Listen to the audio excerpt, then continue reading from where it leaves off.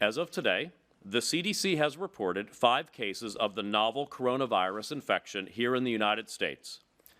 Americans should know that this is a potentially very serious public health threat.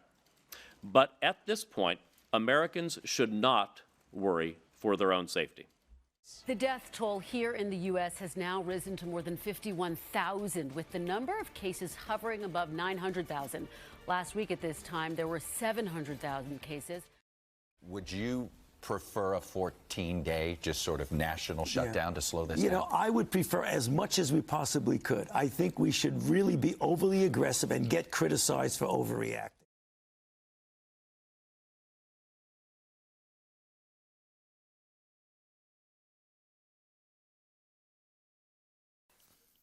Hello. Hi. What is your name, and could you tell me a little bit more about yourself before we start?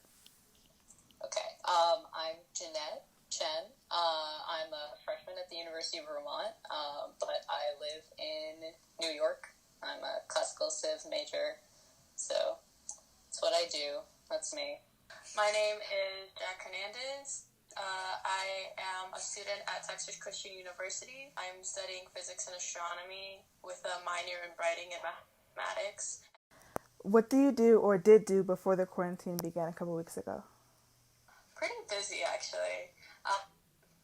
My typical day I would start at like 9 a.m., usually 8 a.m. depending on the day, and I wouldn't get back to my dorm until about 6 or 7 in the evening. So an average busy day, I probably had 3 or 4 classes, and then I also was involved in theater. So after my classes, I would go to rehearsal at the local high school and do that. So that was what an average day was.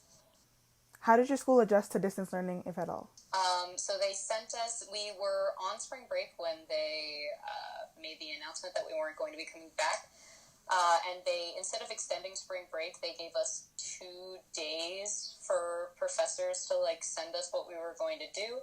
And then we shifted to online learning, online classes for the rest of the semester.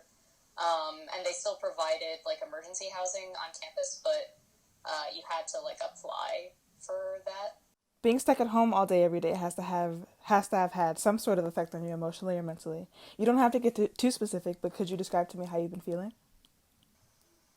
At first, just being cooped up inside gave a little bit of a cabin fever, and also just I did notice a dip in my mental health and everything, since most of the only activities I could do was be on social media or play video games and everything.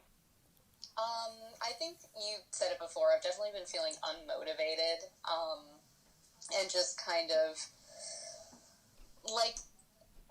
how do I explain? I'm really frustrated because there are a lot of I can't see anybody. Obviously I can only talk to people online, and I can't really go out of the house except to walk around my neighborhood or just to drive around.